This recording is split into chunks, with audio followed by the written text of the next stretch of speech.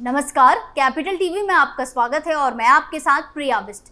देश में लोकसभा चुनाव को लेकर पूरी तरह से माहौल बना हुआ है, लेकिन चुनावी बिगुल के बीच में अचानक से अडानी की चर्चा क्यों होने लगी? क्यों अडानी को लेकर सवाल उठने लगे? जिसके बाद सियासत से लेकर विदेशों तक मामला गरमाया हुआ है। लेकिन सीएए के मामले में भारत से फटकार लगने के बावजूद भी अमेरिका अपनी हरकतों से बाज नहीं आ रहा, जिसका उदाहरण भी अब दुनिया के सामने आ चुका है और इसी वजह से अडानी के नाम की चर्चा होने लगी है। तो क्या कुछ है पूरा मामला और कैसे अमेरिका ने दोबारा से हमारे देश के आंतरिक मामलों में टांग अड़ाने की कोशिश की है, सब कुछ आपको हमारी स्पेशल स्टोरी में बताते हैं। भारतीय उद्योगपति गौतम अडानी की परेशानी एक बार फिर से बढ़ सकती है। बताया जा रहा है कि अडानी ग्रुप की कंपनियों और खुद उसके मालिक गौतम अडानी पर रिश्वतखोरी का आरोप लगा है। इस मामले की जांच अमेरिकी अधिकारियों के द्वारा की जा रही है। न्यूज एजेंसी ब्लूमबर्ग की एक रिपोर्ट के मुताबिक जांचकर्ता इस बात की जांच कर रहे हैं कि अडानी ग्रुप की एक कंपनी या खुद गौतम अडानी ने एक एनर्जी प्रोजेक्ट के लिए भारतीय अधिकारियों को कुछ रिश्वत दी है या नहीं। एजेंसी ने दावा किया कि जांच के दायरे में एक दूसरी भारतीय company Azure power global limited भी शामिल है। एजेंसी के सूत्रों के अनुसार पूरे मामले की जांच को न्यूयॉर्क के पूर्वी जिले के अमेरिकी अटॉर्नी कार्यालय और वाशिंगटन में न्याय विभाग की धोखाधड़ी इकाई द्वारा नियंत्रित किया जा रहा है। हालांकि आपको बता दें कि गौतम अडानी उनकी कंपनियां एग्योर पावर ग्लोबल लिमिटेड पर सीधे रूप से अभी तक कोई आरोप नहीं लगा गया है। ऐसे में जरूर नहीं है कि जांच के आधार पर आगे चलकर मुकदमा हो। अमेरिकी मीडिया संस्थान ब्लूमबर्ग ने इस मामले से जुड़े कुछ अधिकारियों के हवाले से एक रिपोर्ट छापी है। इसके मुताबिक पूरा मामला एक एनर्जी प्रोजेक्ट से जुड़ा है। मामले में जांचकर्ता इस बात का पता लगा रहे हैं कि अडानी समूह, गौतम अडानी या इससे जुड़े लोगों ने क्या भारतीय अधिकारियों को एक एनर्जी प्रोजेक्ट में मन मुताबिक काम करने के लिए घूस दी थी। रिपोर्ट के मुताबिक जांच में renewable energy company Azure Power Limited के शामिल होने की बात भी सामने आई। न्यूयॉर्क के पूर्वी डिस्ट्रिक्ट का अटॉर्नी ऑफिस और वाशिंगटन के न्याय विभाग की फ्रंट यूनिट मामले की जांच कर रही है। इस मामले पर ब्रुकलिन और वाशिंगटन के न्याय विभाग के अधिकारियों ने किसी भी तरह की टिप्पणी करने से मना किया है।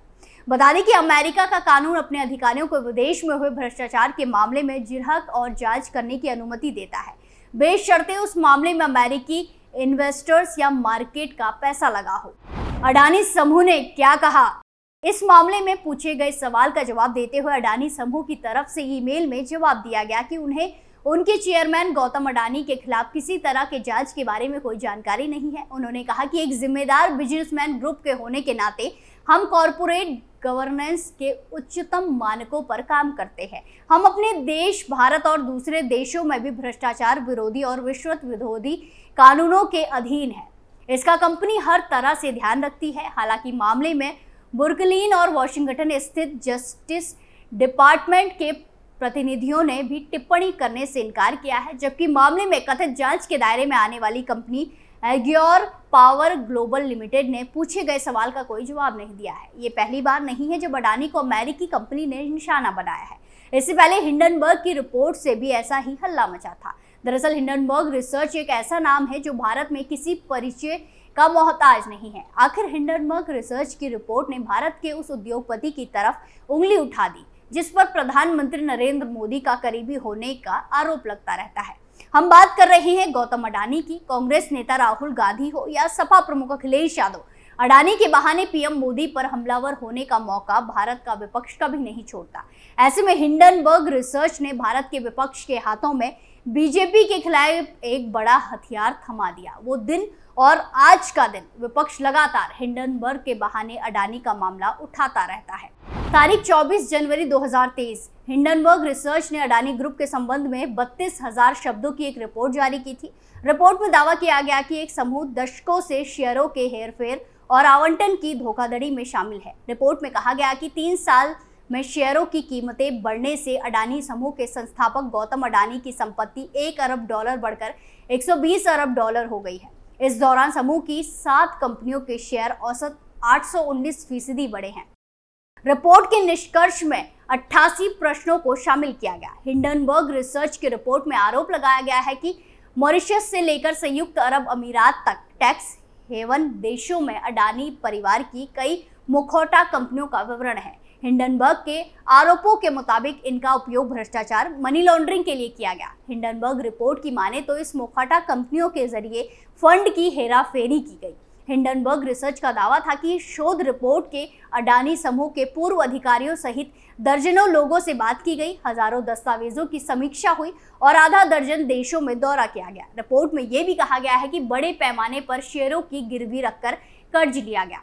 हिंडनबर्ग रिसर्च की रिपोर्ट आने के बाद अडानी समूह ने प्रतिक्रिया देने में देर नहीं की। अडानी समूह ने पूरी की पूरी रिपोर्ट को निराधार और बदनाम करने वाला बताया। अडानी समूह के मुख्य वित्त अधिकारी जुगेशंदर सिंह ने उस वक्त कहा था कि रिपोर्ट में इस्तेमाल तथ्यात्मक आंकड़े प्राप्त करने के लिए समूह से कोई संपर्क नहीं किया गया। रिपोर्ट चुनिंदा गलत व बासी सूचनाओं और निराधार और बदनाम करने की मंशा से किया गया एक दुर्भावनापूर्ण संयोजन है। सिर्फ इतना ही नहीं, अडानी समूह के लीगल हेड जतिन जुगड़वाला ने तो यहाँ तक आरोप लगाया था कि शॉर्ट सेलर हिंडनबर्ग को अडानी समूह के शेयरों में आने वाली गिरावट से फायदा होगा।